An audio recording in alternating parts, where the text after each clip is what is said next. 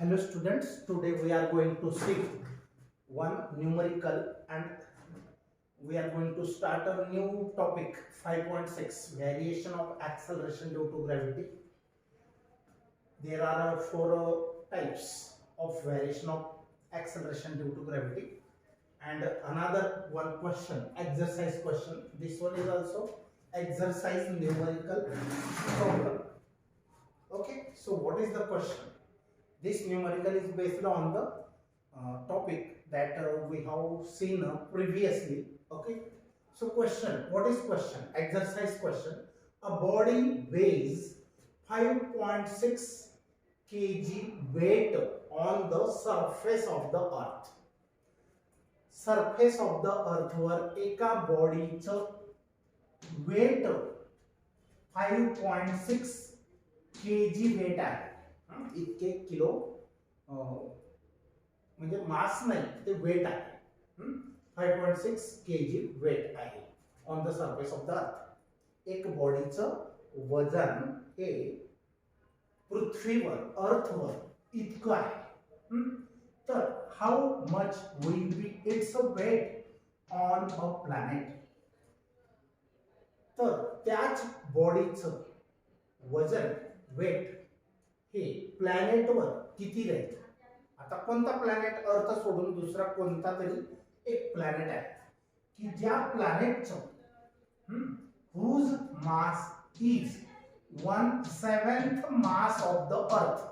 म्हणजे काय की अर्थच्या मास पेक्षा त्याचं मास हे 1/7 आहे. 1/7 आहे. याचा अर्थ काय झाला की अर्थचे 7 तुकडे बनवले. सपोज इमॅजिनरी सारखे तुकडे, त्याच्यातला एक तुकडा मास त्या प्लॅनेटचा असेल. म्हणजे प्लॅनेट हा लहान आहे. तर बघा, मास ऑफ प्लॅनेट आणि मास ऑफ अर्थ, म्हणजे मास ऑफ प्लॅनेट जर 1 kg असेल तर मास ऑफ अर्थ किती असेल, 7 किलो असेल. याचा मीनिंग काय होतो, 1/7 म्हणजे अर्थचं मास जर 7 किलो असेल तर प्लॅनेटचं 1 असेल. मग लिहिलेलं बघा, समजलं याचा अर्थ. A body weighs 5.6 kg weight on the surface of the earth. अर्थच्या सरफेस वरती एका बॉडीचे वजन 5.6 kg वेट इतके आहे. Weight on earth 5.6 kg. तर how much will be its weight. Its म्हणजे त्याच सेम बॉडीचं वेट किती असेल ऑन अ प्लॅनेट, अशा प्लॅनेटवर की हुज मास, की ज्याचं मास हे 1/7 द मास ऑफ द अर्थ आहे. 1/7 the mass of the earth म्हणजे काय, अर्थचं मास 7 किलो असेल तर प्लॅनेटचं मास 1 किलो आहे.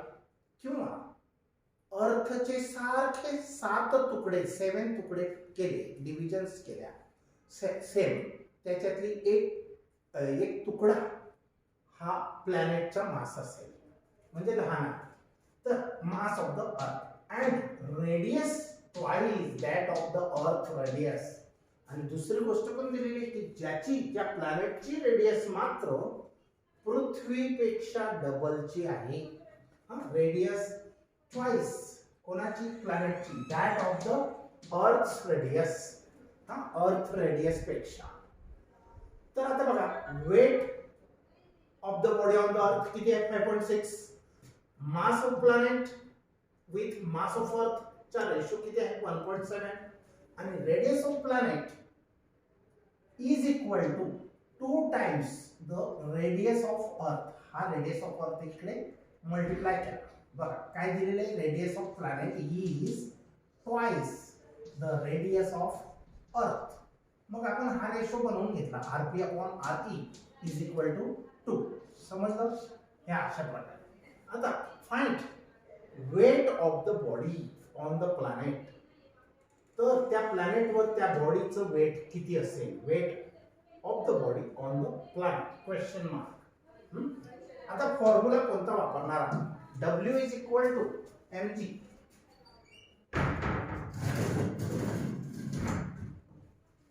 तर बघा फॉर्म्युला कोणता यूज करणार आपण, वेटचा फॉर्म्युला mg असतो. पण न्यूटन्स लॉ ऑफ ग्रॅव्हिटेशन नुसार ही अर्थ आहे, या अर्थाचं मास m आहे, त्याच्यावर एक बॉडी आहे तिचे मास m आहे, त्यांच्यामधील अंतर इक्वल टू रेडियस आहे. तर यांच्यामध्ये फोर्स ऑफ अट्रॅक्शन किती असतो? हा ग्रॅव्हिटेशनल कॉन्स्टंट आहे. m1 m2 च्या जागेवर m1 म्हणजे मास ऑफ अर्थ, m2 च्या जागेवर मास ऑफ द अनदर ऑब्जेक्ट किंवा बॉडी, आणि आपण रेडियस स्क्वेअर डिस्टन्स स्क्वेअर हा फॉर्म्युला आपण शिकलोय. आणि हे दोघे इक्वलच असतात. मग आता वेट जनरली mg ने पण फाइंड करतो किंवा असं पण फाइंड आउट करू शकतो आपण. आता या ठिकाणी weight of planet upon weight of earth, weight of planet upon weight of earth हा रेशो यूज करा. तर वेट म्हणजे या ठिकाणी हा फॉर्म्युला आपल्याला थोडा सिम्प्लिफाय करावा लागेल. आता याला कसं सिम्प्लिफाय करायचं बघा. आपण हा जर फॉर्म्युला वापरला वेट साठी, तर weight on planet is equal to, हा फॉर्म्युला कसा वापरायचा, जी एम हे मास ऑफ अर्थ आहे आणि हे मास ऑफ बॉडी आहे अपॉन आर स्क्वेअर. तर याला आपण वेट ऑफ प्लॅनेट हा फॉर्म्युल्याला आपण तसाच, पण दुसरा फॉर्म्युला वेट ऑफ अर्थ हे पण तसंच असेल बघा, mass of earth upon R square. आता या ठिकाणी रेडियस ही प्लॅनेटची आणि अर्थ असेल तर अर्थची. मग याच्यामध्ये कॅन्सल होण्यासारखं काय आहे, इथं आर हा मल्टिप्लाय होईल, रेसिप्रोकल होईल, म्हणजे आर ई वरती जाईल, आर पी खाली येईल, कारण हे डबल आहेत ना. मग हा उलट करून मल्टिप्लाय होईल, म्हणजे R E upon R P square, बरोबर. त्याच्यानंतर जी जी कॅन्सल होईल, त्याच्यानंतर अजून mass of the same object cancel होईल, आणि हा एम पी सॉरी इथं M P upon M E हा प्लॅनेट साठी, तर हा जसाच्या तसा आहे. मग बाकीचे सर्व कॅन्सल करून यांचा रेशो जर घेतला तर हे मिळेल आपल्याला. हे सिम्प्लिफाय डायरेक्ट टू डायरेक्ट आपण लिहिलेलं आहे, तर ते असं सिम्प्लिफाय होतंय.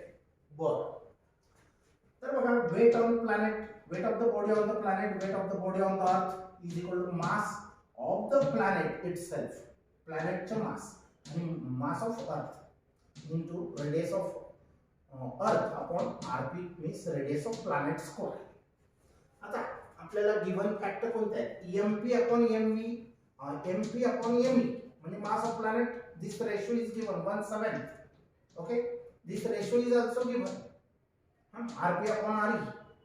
आता आरपी अपॉन आरई 2 आहे, पण आपल्याला इथं लागणार आहे आरई अपॉन आरपी, म्हणजे याचा रेसिप्रोकल केला, याचा रेसिप्रोकल केला, R E upon R P is equal to, हे रेसिप्रोकल केलं तर ह्याला पण रेसिप्रोकल करा. याच्या मिनिंग असा होता. तर आपल्याला अशी व्हॅल्यू पाहिजे आहे, आणि ती मग येणार हाफ स्क्वेअर, याची व्हॅल्यू 1/7. त्याच्यानंतर वेट ऑन अर्थ दिलेले आहे 5.6 kg वेट. ओके, आणि वेट ऑन प्लॅनेट आपल्याला त्या बॉडीचं फाइंड आउट करायचं आहे. बरं, आता या व्हॅल्यूज पुटअप केल्यानंतर सिम्प्लिफाय करा. 1/7 अपॉन 1/4, मग 1 into 1 1 आणि 7 into 4 28, 1/28. मग हा 5.6 काय होईल, तिकडे मल्टिप्लाय होईल, म्हणजे 5.6 1 चा 5.6 अपॉन 28. तर बघा, weight of the body on the planet is 1/28 जसाच्या तसा, आणि हा 5.6 तिकडे मल्टिप्लाय झाला. 28 च्या डबल 56 आहे, 28 दुने 56, फक्त हा पॉइंट आहे, मग तो पॉइंट समजलं.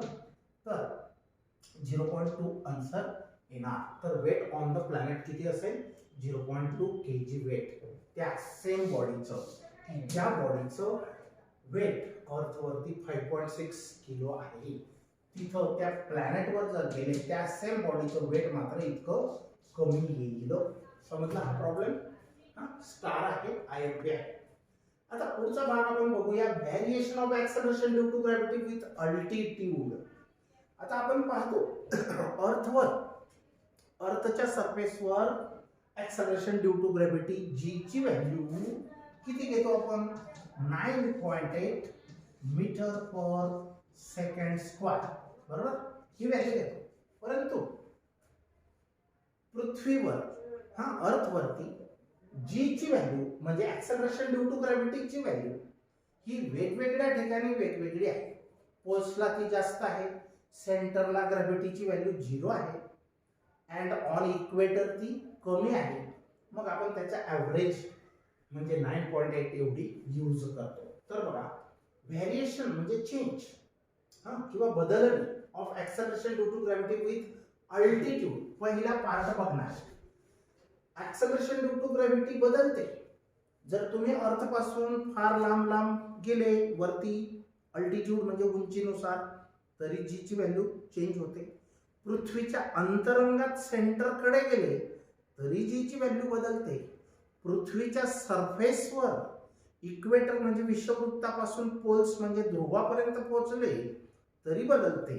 मग असं वेगवेगळी व्हॅल्यू जी बदलते ती का बदलते त्याचे रिजन आपल्याला बघायचे आहे आणि ती कशी बदलते. ओके, तर व्हेरिएशन म्हणजे change of acceleration due to gravity with altitude. Altitude म्हणजे काय?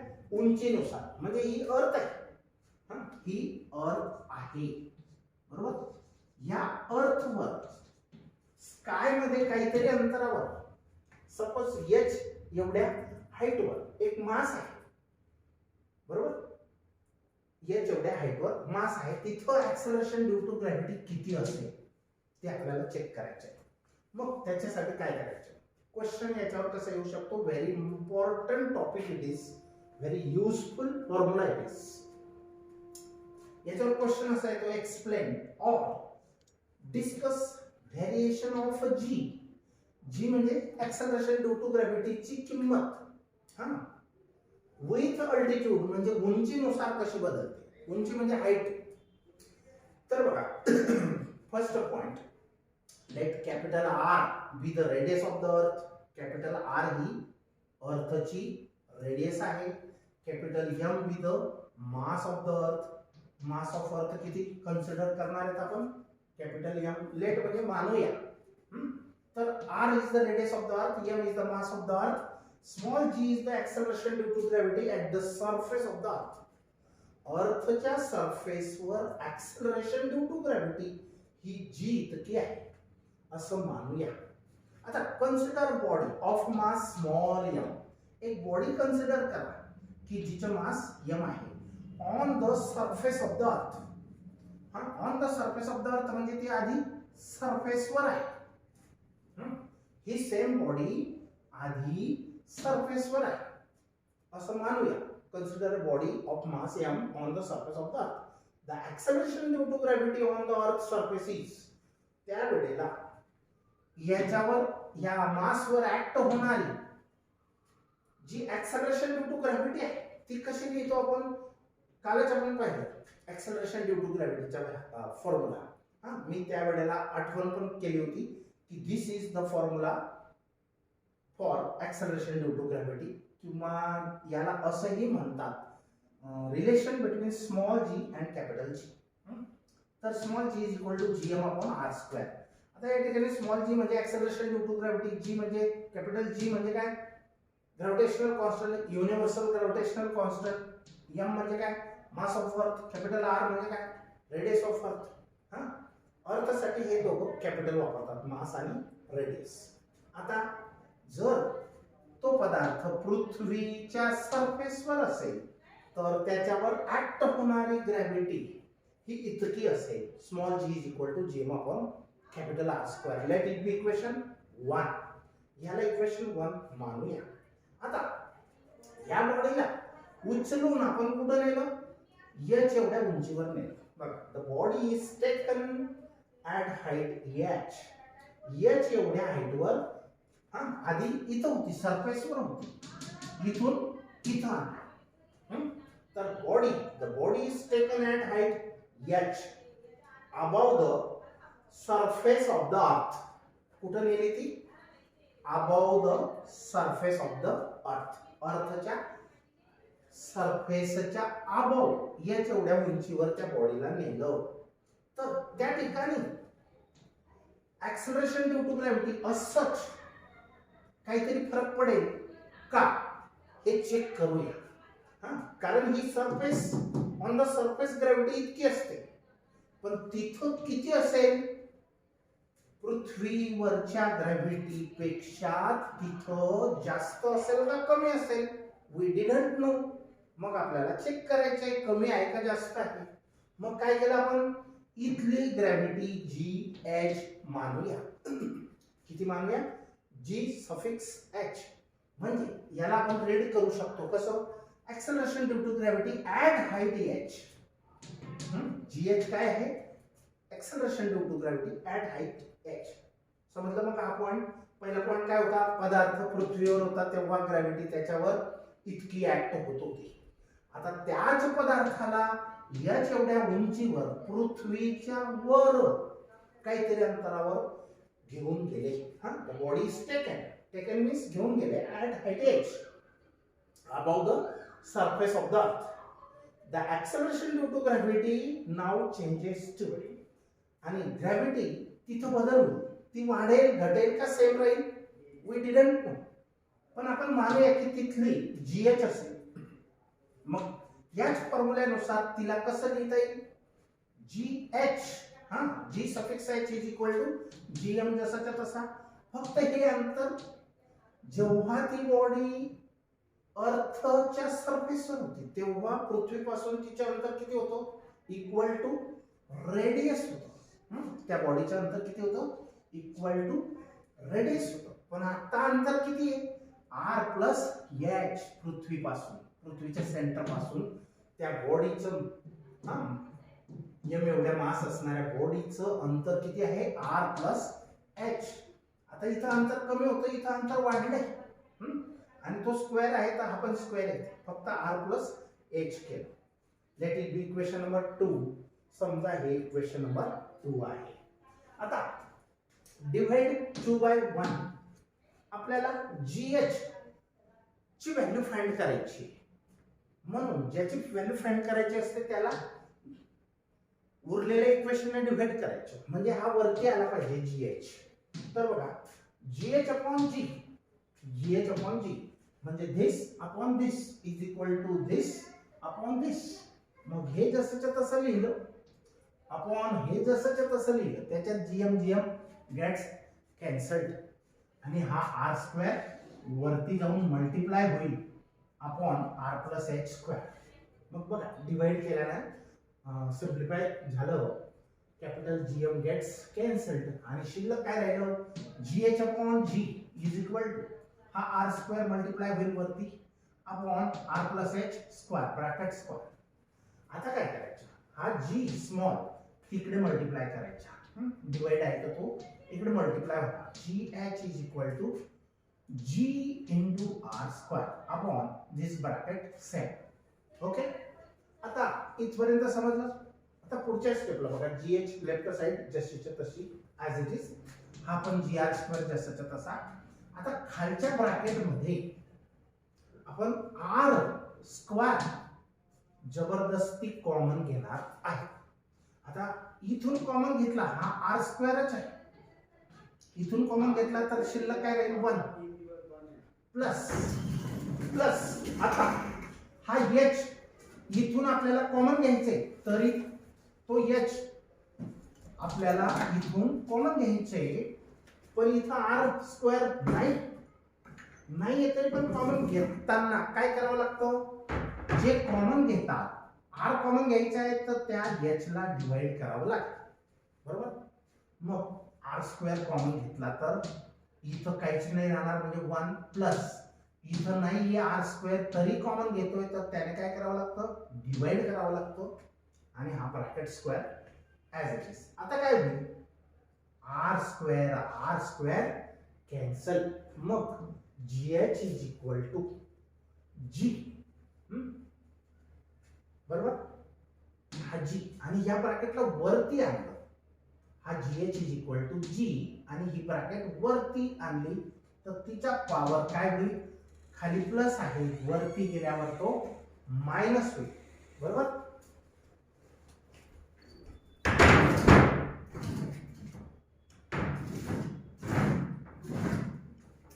तर वरती गेल्यावर तो मायनस होईल, बरोबर.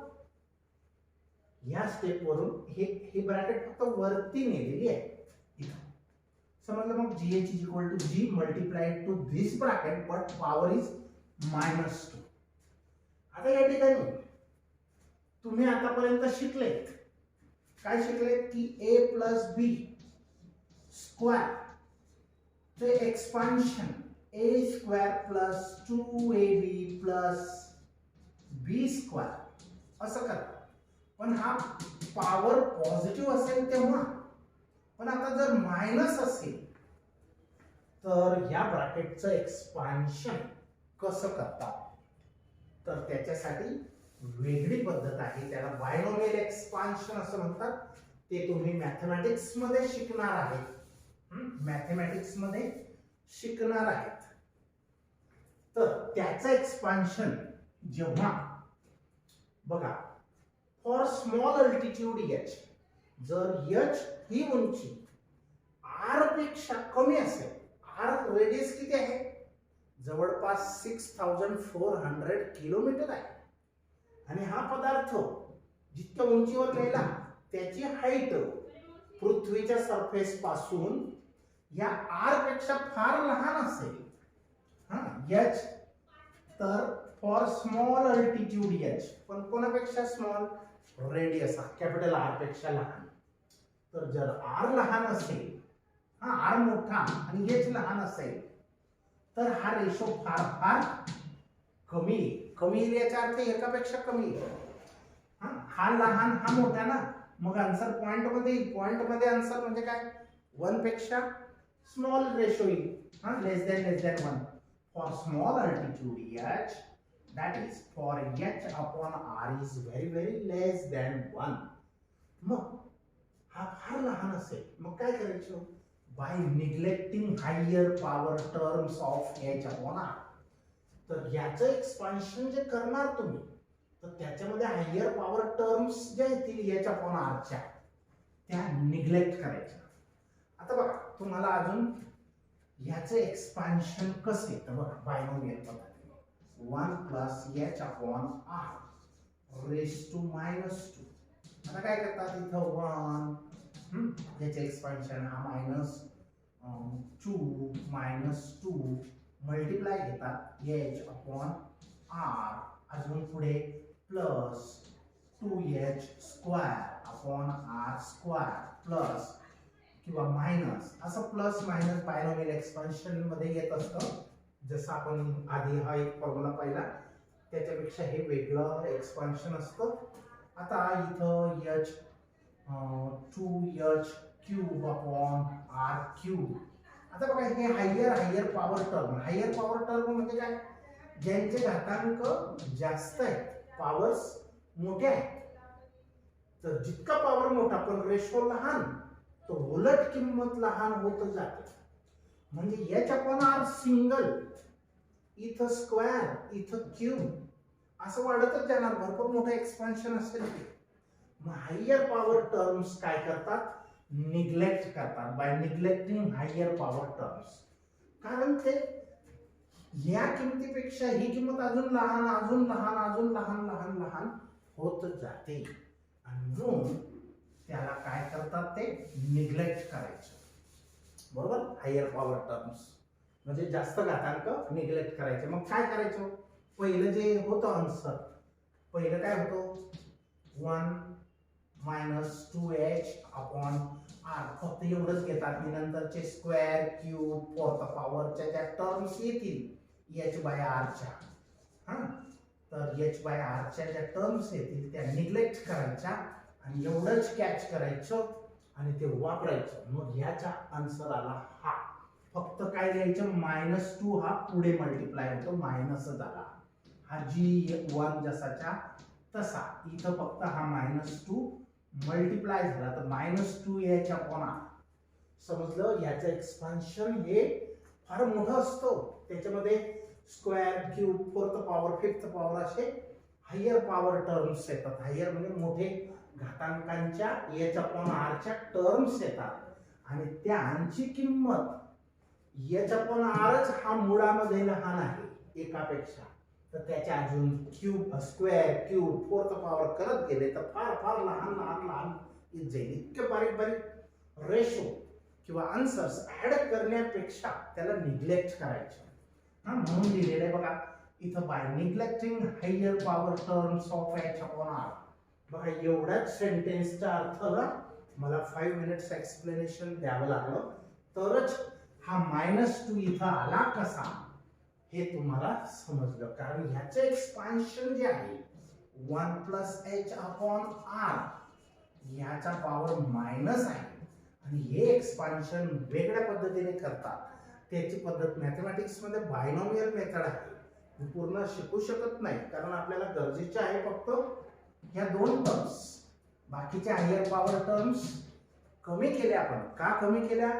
कारण h/r हा मुळातच एकापेक्षा लहान आहे, आणि अजून त्याचे वर्ग, क्यूब, घन जे असतील ते अजून लहान लहान होत जातील. मग इतके बारीक सारीक गणतीमध्ये धरण्यापेक्षा त्यांना काय करायचं, निग्लेक्ट करायचं. बरोबर. मग निग्लेक्ट केलं तर GH is equal to G1 - 2h/r ही व्याख्या. तर अतिशय युजफुल बघा. This expression can be used to find the value of G at height h. हे एक्सप्रेशन कशासाठी वापरतात? G ची व्हॅल्यू ॲट हाईट h म्हणजे GH ची व्हॅल्यू फाइंड करण्यासाठी about the surface of earth. कुठं? About the surface of the earth. As long as, पण कोपर्यंत हे डेरिवेशन पृथ्वीच्या सरफेस पासून वरती वरती जाणार, तिथं अमुक इतक्या उंचीवर GH म्हणजे ग्रॅव्हिटीची व्हॅल्यू ही किती असेल हे फाइंड करण्यासाठी वापरलं जातं हे एक्सप्रेशन, की जिथं h हा r पेक्षा लहान असेल तोपर्यंत, as long as h is less than r. आता बघा पुढचा एक क्वेश्चन आहे, तो पण एक्सरसाइज वर आधारित क्वेश्चन आहे. काय बघा, what is the variation in acceleration due to gravity with altitude? Variation in acceleration due to gravity with altitude म्हणजे उंचीनुसार हेच चे एक्सप्लेनेशन आहे.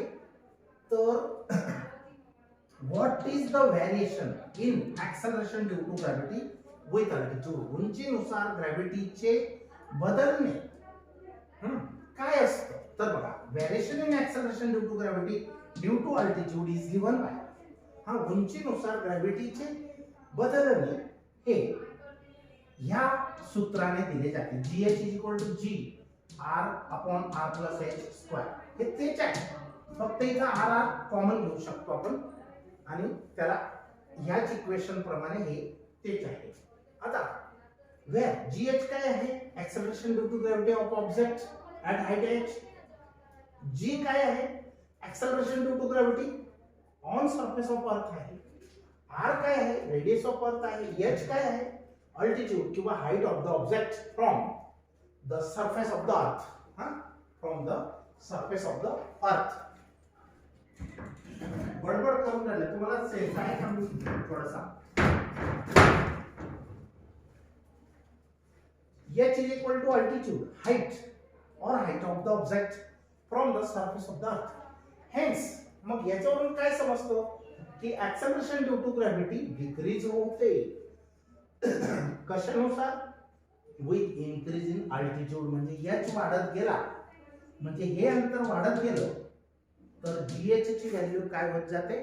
कमी कमी कमी होत जाते. जसं पृथ्वीच्या सरफेस पासून 500 किलोमीटर, 1000 किलोमीटर, 1500 किलोमीटर, 2000 किलोमीटर जसं जसं वरती जाणार तसं तसं ती व्हॅल्यू GH ची कमी होते. म्हणजे 9.8 ची 9.7, 9.6, 9.5, 9.4 अशा प्रकारे ती कमी कमी होत एका ठिकाणी ती झिरो होणार किंवा खूप खूप लांब पर्यंत ती झिरो होणार. नाव विल स्टॉप हियर.